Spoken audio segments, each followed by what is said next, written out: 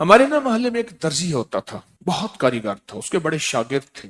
اصل وہ بکھر کا تھا، یہاں روزی روٹی ملی تو وہیں آ گیا، پرانے شہر میں رہتا تھا۔ تو وہاں اس کے ساتھ ایک عجیب معاملہ تھا، وہ جس دکان پہ بھی بیٹھتا، ساری عمر گھر بھی کرائے کا تھا، اس کی دکان بھی کرائے کی تھی، اور ساری عمر ایسی گزری۔ جس دکان پہ بیٹھتا تھا وہ اس دکان وہ کیا کرتا تھا، ویران دکان ڈھونڈتا تھا جس کی دکان کرائے پہ نہیں ہوتی تھی۔ غور طلب بات ہے، عجیب بات بتا رہا ہوں، یہ میرے دیکھے واقع ہیں۔ وہ ہمارے پڑوس میں کوئی 30 سال رہا، تقریباً 30 سال رہا۔ وہ ویران دکان لیتا تھا، نامور اتنا تھا کہ استاد کو آ کے دنیا ڈھونڈتی تھی، چاہے وہ گلی کے کونے میں جہاں بیٹھ جائے، اتنا کاریگر تھا۔ ویران دکان ڈھونڈتا تھا جس دکان کو کوئی نہیں لیتا تھا، پھر لکھواتا تھا کہ میں اتنے سال تک نہیں اٹھائے گا، وہ خوشی سے لکھ کے دے دیتا تھا، کیونکہ اس کو تجربہ تھا، اس کو نہیں تھا۔ اتنے اور بڑے بڑے طاقتور لوگوں کی گواہیاں ڈلواتا تھا کہ کل کو مجھے اٹھائے گا، کیونکہ میں کیسے اٹھاؤں گا، میری دکان کرائے پہ نہیں جاتی، تو مجھے کرایہ دے رہا، اتنے عرصے سے میری دکان بند پڑی ہے، میں کیسے اٹھاؤں گا؟ کہ نہیں، وہ تو مجھے اٹھائے گا، پتہ ہے مجھے۔ بڑے بڑے لوگوں کی گواہیاں ڈلواتا تھا،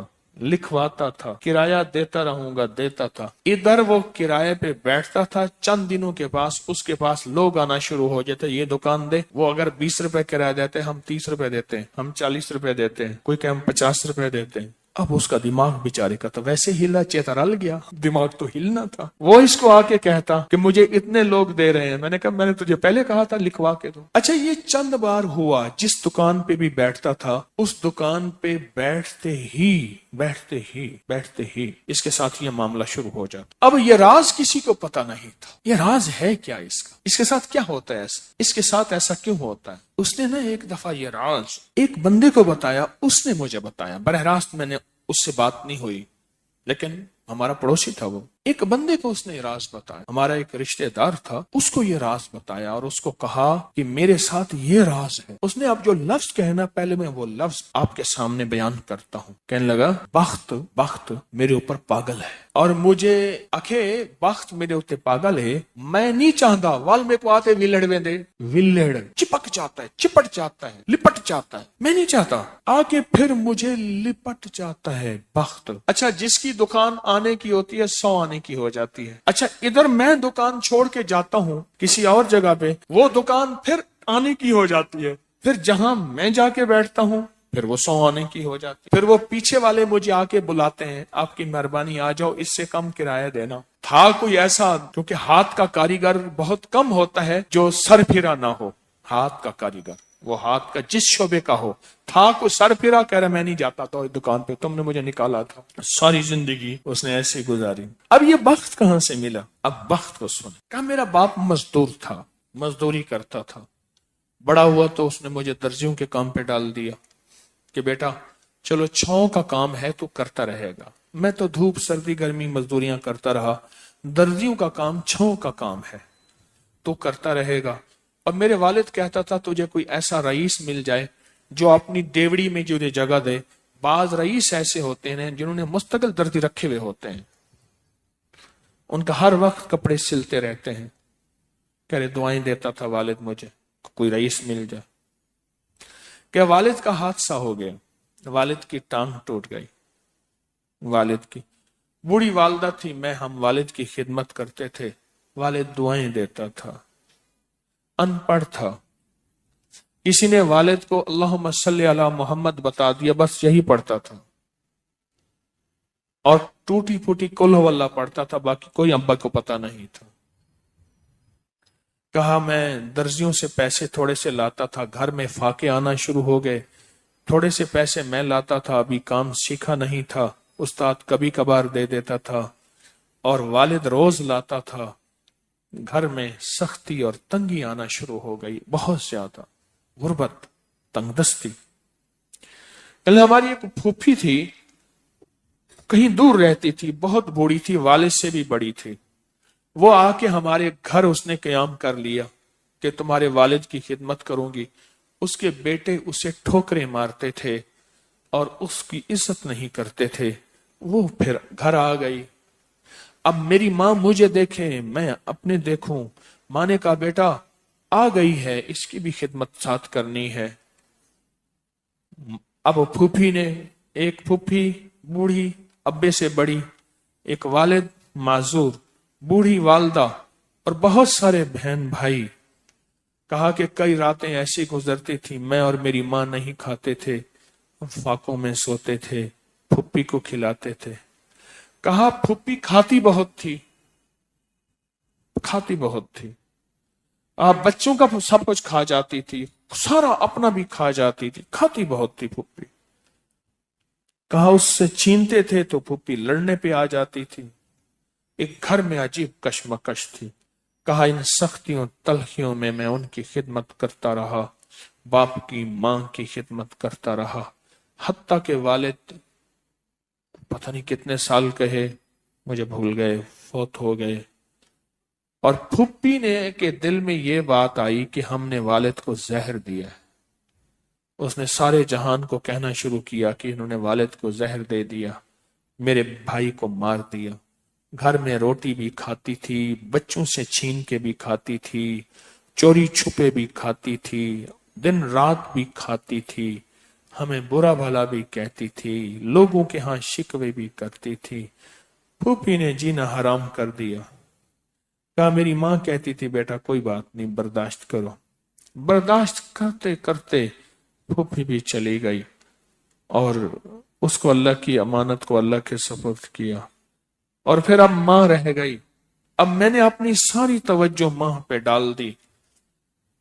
کہا اماں کیا کرتی، خالی چھابی نہیں ہوتی ہے، چھابی روٹی تو تھوڑی سی ہوتی تھی کھا لیتے تھے، خالی چھابی ہاتھ میں ایسے لے کے نا کہتی اللہ اس کو اتنا بخت دے، اتنا بخت دے، اس کے ساتھ دھرتی لگے تو اس کو بخت دے، اس کے ساتھ سوئی لگے تو اس کو بخت دے، اس کے ساتھ دھاگا لگے تو اس کو بخت دے، اس کے کپڑے جو پہنے اس کو بخت دے، اس کو جو دیکھے اس کو بخت دے، اس کو جو اس کو دیکھے اس کو بخت۔ اماں چھابی لے کے مانگتی تھی، روتی تھی، اور بعض اوقات چھابی میں اماں کے بہت سارے آنسو ہوتے تھے۔ کہ بس یہ نظام چلتا رہا چلتا رہا، اماں بھی گزر گئی۔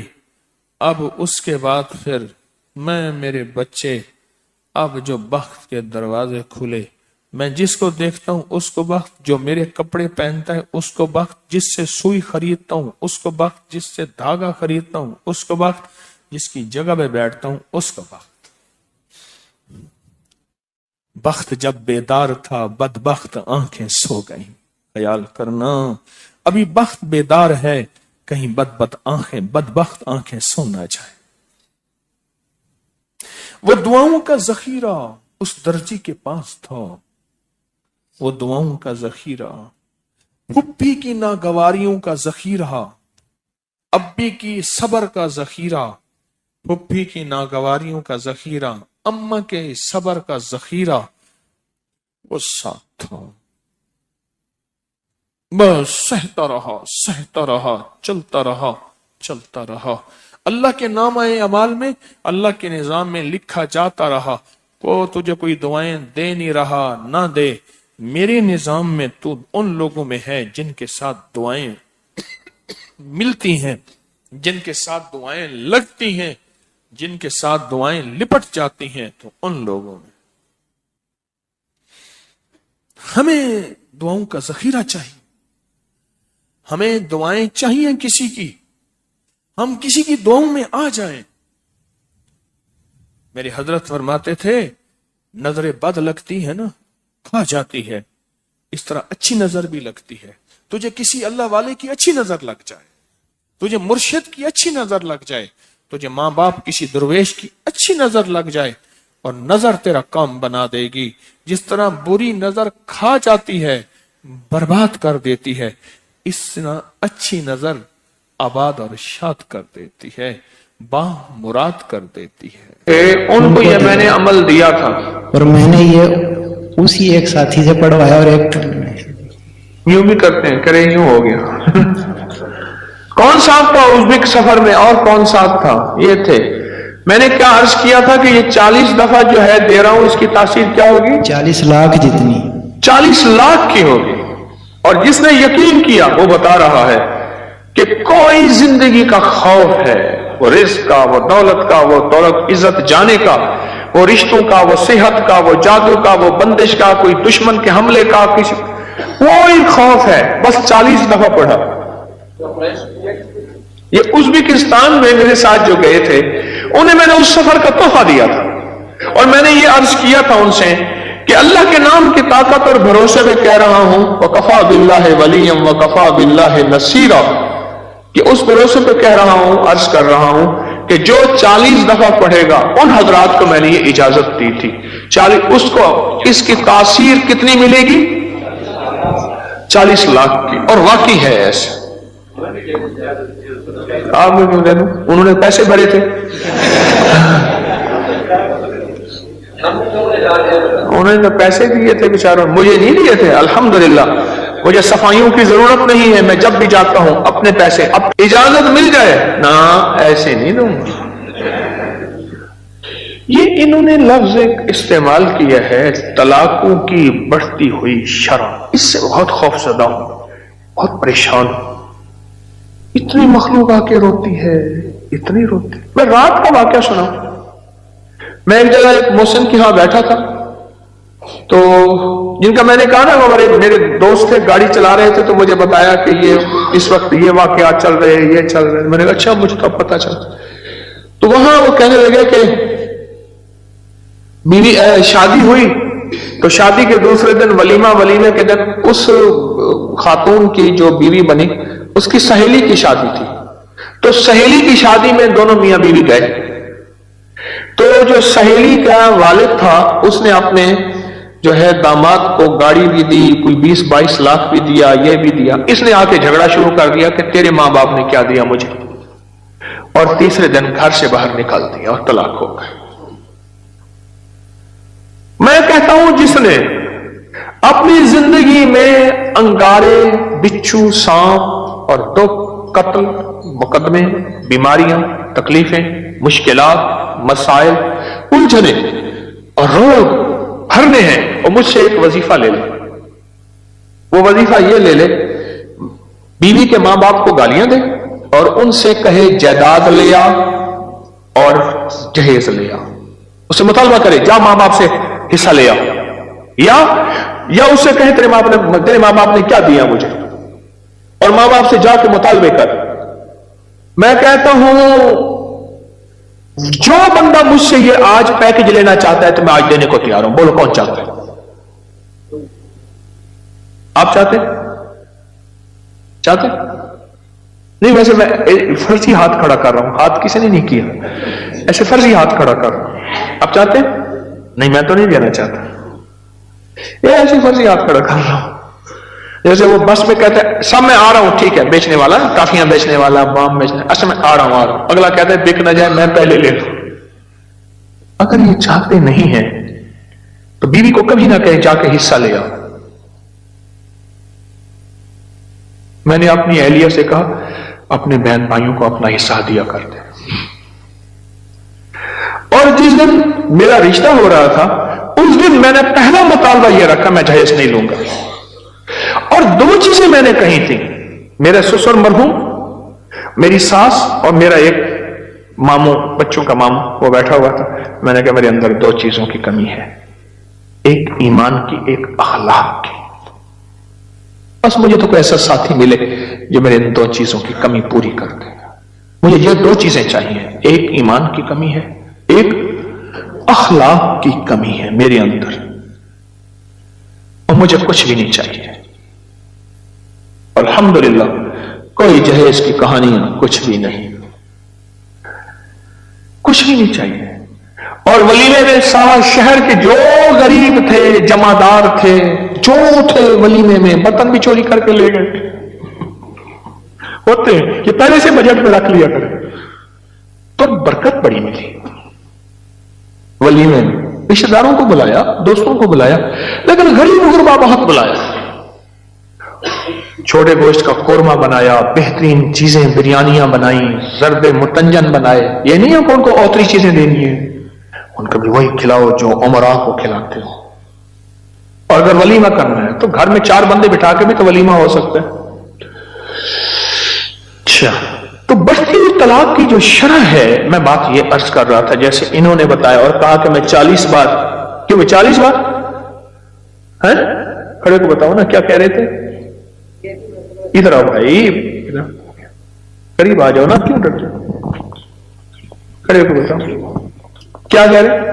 ایک ہی مرتبہ آپ ازبکستان ساتھ تھے؟ نہیں میں نہیں تھا، ساتھی اور تھا آپ کے ساتھ، لیکن اس نے بتایا کہ جی مجھے اجازت ہے، میں نے سن لیا، اللہ نے میرے ذہن میں ڈال دیا کہ یہ ہر کہتے ہیں آپ بتا طارق، اب یہ آپ کی فاتحانہ اصل میں ہنسی ہے۔ ہاں انہوں نے بتایا کہ مجھے اجازت ہے، میرے ذہن میں اللہ نے ڈال دیا کہ یہ ہر خوف سے نجات ہے۔ اچھا، ہر خوف سے۔ میں نے کہا چلو، بوتل کیسے پیتے ہیں؟ ہاں اچھا، تو وہ ایک موقع آ گیا، کسی کا گھر ٹوٹ رہا تھا، تو میں نے ان سے فون کر کے کہا کہ میں آپ اس نیت سے پڑھ دیں کہ اس خوف سے نجات مل جائے اسے۔ جی تمہارا نام کیا ہے؟ مظہر۔ اچھا، پھر کیا بنا؟ تو انہوں نے پڑھ دیا، وہ 15-20 منٹ میں ایسے وہ ہر چیز بدل گئی۔ ہر چیز بدل گئی 40 بار، اور تاثیر ملے گی 40 لاکھ ہو۔ 40 لاکھ کی تاثیر ملے گی۔ بولو بھائی پھر